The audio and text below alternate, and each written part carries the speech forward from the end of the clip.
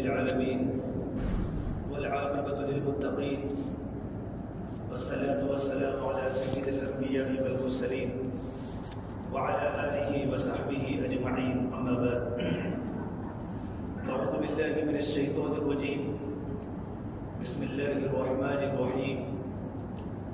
يا أيها الذين آمنوا قوا أنفسكم وأهليكم نارا وقودها الناس والحجارة عليها ملائكة غلاظ شداد لا يعصون الله ما أمرهم ويفعلون ما يؤمرون. وقال النبي صلى الله تبارك وتعالى عليه وسلم: رحم الله والدا أعان ولده على بره، أو كما قال النبي صلى الله تبارك وتعالى عليه وسلم. میرے محترم پیارے بھائیوں، اللہ تبارک و تعالیٰ کی انسانوں پر اللہ تبارک و تعالیٰ کی لاکھوں نعمتیں ہیں، بے شمار نعمتیں ہیں. اللہ تبارک و تعالیٰ کی ہم جیسوں پر اتنی بڑی نعمتیں ہیں کہ انسان ان نعمتوں کو شمار نہیں کر سکتا. لا تعد ولا تحصى. بندوں نے اللہ تبارک و تعالیٰ کے پاس جو مانگا اللہ تعالیٰ نے بندوں کو دے دیا. وآتاكم من كل ما سألتموه وإن تعدوا نعمة الله لا تحصوها. اور اللہ نے اتنا دیا کہ انسان اللہ تبارک و تعالیٰ کی نعمتوں کو شمار نہیں کر سکتا. انسان کے پاس اللہ تبارک و تعالیٰ کی ظاہری بھی نعمتیں ہیں اور انسان کے پاس اللہ تبارک و تعالیٰ کی باطنی بھی نعمتیں ہیں. أَلَمْ تَرَوْا أَنَّ اللَّهَ سَخَّرَ لَكُم مَّا فِي السَّمَاوَاتِ وَمَا فِي الْأَرْضِ وَأَسْبَغَ عَلَيْكُم نِّعَمَهُ ظَاهِرَةً وَبَاطِنَةً. انسان کے پاس اللہ تبارک و تعالیٰ کی ظاہری نعمتیں ہیں جس کو انسان دیکھتا بھی ہے، اور باطنی نعمتیں بھی ہیں جس کو انسان دیکھ نہیں سکتا. یہ اللہ تبارک و تعالیٰ ہی دیکھ سکتے ہیں. تو اللہ تبارک و تعالیٰ کی نعمت کا مطلب یہ ہوتا ہے کہ اللہ تبارک و تعالیٰ کی نعمت کے ہم شکر گزار بندے بنے. یہ اللہ تبارک و تعالیٰ کی ترتیب ہے کہ اللہ تبارک و تعالیٰ اپنے بندوں کو نعمت دینے کے بعد بندوں سے شکر کا تقاضا کرتا ہے کہ میرے بندے نعمتیں استعمال کر کے میرا شکر ادا کریں. عید کو شکر کا مطلب یہ ہوتا ہے کہ اللہ تبارک و تعالیٰ کی نعمت کا شکر زبان سے یوں کہے الحمدللہ. اور ایک شکر کا مطلب یہ ہوتا ہے کہ اللہ تبارک و تعالیٰ کی نعمتوں کو جہاں اللہ نے کہا وہاں استعمال کرنا. یہ حقیقی شکر ہے. اسی طریقے پر اللہ تبارک و تعالیٰ کی نعمتوں میں سے ایک بہت بڑی نعمت جو ہمارے پاس ہے وہ اولاد کی نعمت ہے. اولاد اللہ تبارک و تعالیٰ کی نعمت ہے. اب ان لوگوں سے جا کر پوچھو جن کو اللہ تعالیٰ نے اولاد کی دولت سے محروم کیا ہے کہ اولاد کتنی بڑی اللہ کی نعمت ہے. اس لیے اللہ کے نبی صلی اللہ تبارک و تعالیٰ علیہ وسلم نے نکاح کے بارے میں فرمایا ایسی لڑکی سے نکاح کیا کرو جو تمہیں سب سے زیادہ محبت کرنے والی ہو اور زیادہ بچے جننے والی ہو. ایسی لڑکی سے نکاح کرو. ایسا نہیں ہم دو ہمارے دو، یہ مسلمان نہیں کہہ سکتا. میرے نبی نے کہا ایسی لڑکی سے نکاح کرو زیادہ بچہ جننے والی ہو. تزوج الولود الودود، اور زیادہ محبت کرنے والی ہو. اس لیے کہ محبت کرے گی تو اولاد ہوگی. ورنہ ایک کا بستر یہاں ہوتا ہے، دوسرے کا بستر یہاں ہوتا ہے. بڑے بڑے بنگلوں میں ہزاروں میل میاں بیوی دور رہتے ہیں ایک چھوٹے سے کمرے میں. تو میرے آقا صلی اللہ تبارک و تعالیٰ علیہ وسلم فرمایا زیادہ بچہ جننے والی لڑکی سے اور زیادہ محبت کرنے والی لڑکی سے نکاح کرو تاکہ کل قیامت کے میدان میں اپنی امت پر فخر کروں. فإنی مکاثر بکم الامم، کہ میں تمام نبیوں کی امتوں پر میں فخر کروں کہ اللہ نے میری امت کو بہت زیادہ بنائی ہے. ایک تو مسلمان کی تعداد زیادہ ہوگی تو دنیا کے اندر بھی قوت ملے گی. ہم دنیا میں مضبوط بنیں گے، مستحکم بنیں گے. اور اللہ کے نبی صلی اللہ تبارک و تعالیٰ علیہ وسلم کل قیامت کے میدان میں تمام نبیوں پر فخر فرمائیں گے اپنی امت کو زیادہ دیکھ کر. تو اولاد کا ہونا یہ بھی اللہ تبارک و تعالیٰ کی بڑی نعمت ہے. لیکن اولاد کی نعمت کا مطلب یہ ہوتا ہے کہ اولاد کے ہونے کے بعد ماں باپ پر اولاد کی بہت ساری ذمہ داریاں ہوتی ہیں. ماں باپ اور اولاد کی بہت ساری ذمہ داریاں ہوتی ہیں. ایک وہ ذمہ داری ہوتی ہے جو ہر ماں باپ اپنے اولاد کی ذمہ داری کو پورا کرتا ہے. ہر ماں باپ اگرچہ وہ اللہ تعالیٰ کا حکم سمجھ کر نہیں کرتا، بلکہ بیٹے کی محبت میں، اولاد کی محبت میں اور بیوی کی محبت میں ذمہ داریوں کو پورا کرتا ہے. وہ 3 قسم کی ذمہ داری ہوتی ہے.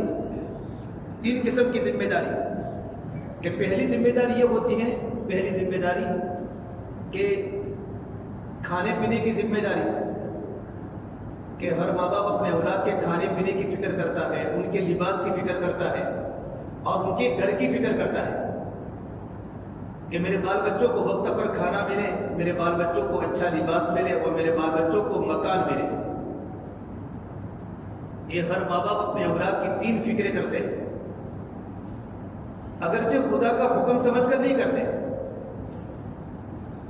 حالانکہ اللہ تبارک و تعالیٰ نے ماں باپ پر ذمہ داری اپنے اولاد کے بارے میں ڈالی ہے، لیکن اللہ تبارک و تعالیٰ کا حکم سمجھ کر نہیں کرتے، اس لیے ان کو ثواب نہیں ملتا، کام پورا ہو جاتا ہے. اگر اللہ تبارک و تعالیٰ کا حکم سمجھ کر کرے تو اولاد کی ضرورتیں بھی پوری ہو جائے اور ماں باپ کو اجر بھی ملے، اللہ تبارک و تعالیٰ کے حکم کو پورا کرنے کا اجر بھی ملے. یہ تو ہر ایک انسان اپنے اولاد کے حقوق کو ادا کرتا ہے. مسلمان کو چھوڑیے، مسلمانوں کے علاوہ جو دنیا میں بہت سارے غیر مسلم ہیں جو اللہ کو نہیں مانتے ہیں، جن کا ایمان آخرت کے دین پر نہیں ہوتا ہے، وہ بھی 3 ذمہ داری اپنے اولاد کے بارے میں پوری کرتے ہیں، بلکہ ہم سے اچھی پوری کرتے ہیں. اولاد کے کھانے پینے کا انتظام کرتے ہیں، ان کے کپڑوں کا انتظام کرتے ہیں، ان کے مکان کا انتظام کرتے ہیں. تو ہمارا ان میں کوئی فرق نہیں ہے. بلکہ غیر مسلم کو چھوڑیے، جانوروں کو دیکھیے، یہ جو اڑنے والے پرندے ہیں، چرندے ہیں، کھانے والے جانور ہیں، یہ بھی اپنے بچوں کے کھانے کی فکر کرتے ہیں، پینے کی فکر کرتے ہیں. آپ دیکھیں پرندے چھوٹے چھوٹے گھونسلے بنا کر اپنے بچوں کے لیے مکان بناتے ہیں. یہ بات الگ ہے کہ اللہ تعالیٰ نے انسان کو، اللہ نے اشرف المخلوقات بنائی اور اللہ نے انسان کو عقل دی، تو جس طرح انسان دور اندیشی کے ساتھ اپنے بال بچوں کی فکر کرتا ہے، اس طرح جانور نہیں کرتا. لیکن نفس ضرورت تو جانور بھی اپنے بچوں کی پوری کرتا ہے. تو ہماری فوقیت کیا کہ مسلمان صرف اپنے اولاد کی ضرورت کو پوری نہیں کرتا، کہ مسلمان جس طرح اپنے اولاد کی جسمانی ضرورت کو پوری کرنے کا خیال کرتا ہے، اسی طریقے پر مسلمان کی ذمہ داری ہے اپنی اولاد کی روحانی تربیت اور اپنی اولاد کی روحانی ضرورت کو پورا کرے. اس لیے اللہ تعالیٰ نے قرآن کریم میں ایمان والوں کو حکم دیا ہے، ایمان والوں اپنے آپ کو، اپنے گھر والوں کو جہنم کی آگ سے بچاؤ. یا ایھا الذین آمنوا قوا انفسکم واہلیکم نارا وقودها الناس والحجارہ علیہا ملائکۃ غلاظ شداد لا یعصون اللہ ما امرهم ویفعلون ما یؤمرون. ایمان والوں اپنے آپ کو اور اپنے گھر والوں کو جہنم کی آگ سے بچاؤ، کہ جس کا ایندھن انسان اور پتھر ہوگا، اور اس پر ایسے خطرناک فرشتے مقرر ہیں اس آگ پر جن کے مزاج میں نرمی نہیں، ان کے چہرے بھی خطرناک ہے، ان کا مزاج بڑا سخت والا ہوتا ہے اور وہ کبھی اللہ تبارک و تعالیٰ کی نافرمانی نہیں کرتے. وَيَفْعَلُونَ مَا يُؤْمَرُونَ، اللہ کی طرف سے جو ان کو حکم ملتا ہے وہ اللہ کے حکم کو پورا کرتے ہیں. ایمان والوں اپنے آپ کو، اپنے گھر والوں کو آگ سے بچاؤ.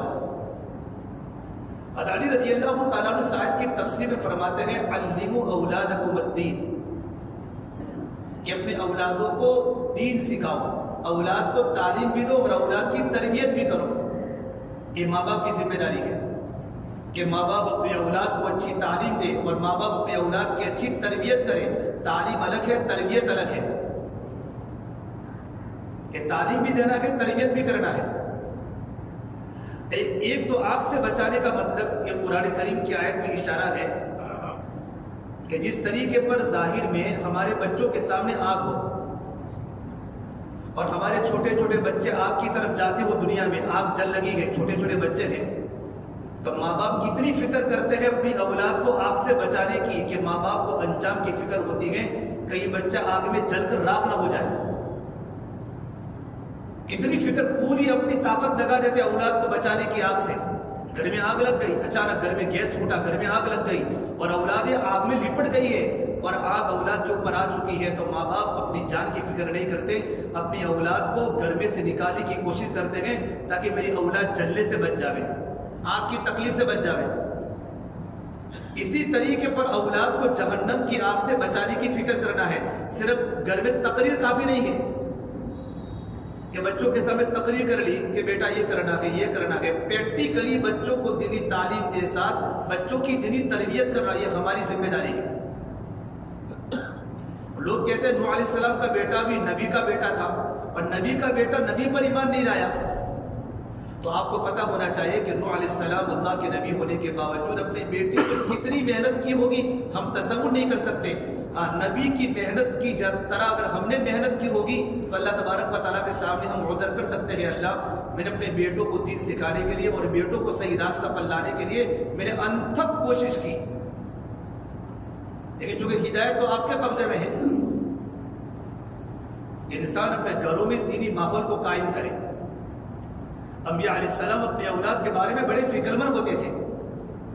قرآن کریم میں اللہ تعالیٰ نے ایک نبی کا تذکرہ کہ حضرت یعقوب علیہ السلام کا۔ یعقوب علیہ السلام یہ بنی اسرائیل کے سب سے پہلے پیغمبر ہیں، بلکہ یعقوب کا معنی ہوتا ہے اسرائیل، بنو اسرائیل۔ یعقوب علیہ السلام کا معنی ہوتا ہے اسرائیل، بنو اسرائیل یعقوب علیہ السلام کی اولاد کو کہتے ہیں۔ یعقوب علیہ السلام بھی نبی، ان کے ابا اسحاق علیہ السلام بھی نبی، ان کے چچا بھی نبی، ان کے دادا ابراہیم علیہ السلام بھی نبی، پورا کا پورا گھرانہ نبوت کا گھرانہ ہے۔ انتقال کا وقت آیا، اپنے بیٹوں کو جمع کیا۔ ان کے 12 بیٹے تھے، اس میں ایک بیٹا یوسف علیہ السلام تھے، اور اپنے 12 بیٹوں کو جمع کر کے یعقوب علیہ السلام کو ان کے بیٹوں کی آخرت کی فکر ہے کہ بیٹا میرے مرنے کے بعد تمہارا کیا ہوگا، تم کیا کرو گے، تم کس کی عبادت کرو گے؟ ام کنتم شہداء اذ حضر یعقوب الموت اذ قال لبنیہ ما تعبدون من بعدی۔ اپنے سارے بیٹوں کو جمع کر کے فرمایا میرے دنیا سے جانے کے بعد تم کس کی پوجا کرو گے؟ جن بچوں کی نشو و نما اور جن بچوں کی تربیت نبوت کے گھرانے میں ہوئی ہو، جن کے گھروں میں تعلیمی ماحول ہو، تربیت کا نظام ہو، اس باپ کو اپنی اولاد کے وقت اپنے موت کے وقت دنیا سے جاتے وقت اپنی اولاد کی ایمان کی فکر ہے۔ ما تعبدون من بعدی، کہ تم میرے بعد کس کی عبادت کرو گے؟ یہ سوچنے کا مقام ہے کہ ہم نے اپنی اولادوں کے بارے میں دین کے اعتبار سے ہم نے کتنی فکر کی، اپنے اولاد کی دین کی فکر کتنی کی۔ سب سے بڑی بنیادی بات، ہمارے پاس اولاد کے پاس وقت نہیں ہے اولاد کو ٹائم دینے کا۔ اپنی اولادوں کو لے کر گھنٹوں گھنٹوں بیٹھو، ان کو مغرب کی نماز کے بعد یا عشاء کی نماز کے بعد جو آپ کا فارغ وقت ہوتا ہے، ان فارغ وقت میں اولاد کو لے کر بیٹھو۔ چھوٹے چھوٹے بیٹے ہیں، جوان لڑکے ہیں، ان کے پاس تم وقت گزارو تاکہ ان کی فکریں تمہارے سامنے آئے گی کہ میرے بیٹے کی فکر تبدیل تو نہیں ہو گئی۔ بچوں کی زبان کے جملے بتا دیں گے کہ بچوں کی فکریں کتنی بدلی ہے۔ لیکن ماں باپ اپنے بیٹوں کو کیا دے؟ ٹائم دے، لیکن ماں باپ کو تو ٹائم دینے کا وقت ہی نہیں ہوتا۔ جیسے جاب پر سے آئے، گھر سے باہر نکل گئے، اور گھر میں واپس بھی آ جاتے ہیں تو گھر میں واپس آ جانے کے بعد 24 گھنٹے ہمارے پاس موبائل ہوتا ہے۔ بیٹا ابو ابو کرتا ہے، لیکن باپ کو ہاں بیٹا سن رہا ہوں لیکن موبائل دیکھ رہا ہے، واٹس ایپ پر ہے، فیس بک پر ہے، دنیا کے تماشے بوڑھا باپ اپنی اولاد کے سامنے دیکھ رہا ہے۔ بیٹا ابو ابو کہہ کے سوال کرتا ہے، لیکن ابو ہاں بیٹا تیری بات سنتا ہوں، لیکن پورا دھیان کیا اس کا موبائل میں اور خدا کی لعنتوں کے دیکھنے میں ہے۔ وہ اولاد دیندار کیسے بن سکتی ہے؟ ایمان والوں اپنے آپ کو، اپنے گھر والوں کو آگ سے بچاؤ۔ ایمان والوں تم خود بھی اللہ تعالیٰ کے حکموں کی پابندی کرو، اپنے گھر والوں کو، اپنے بچوں کو اللہ کے حکموں کی پابندی کراؤ۔ ایمان والوں تم بھی خدا کی نافرمانی سے بچو اور اپنے گھر والوں کو خدا کی نافرمانی سے بچاؤ۔ یہ اللہ کا حکم ہے۔ اس آیت میں اشارہ ہے کہ خود بھی خدا کی نافرمانی سے بچو۔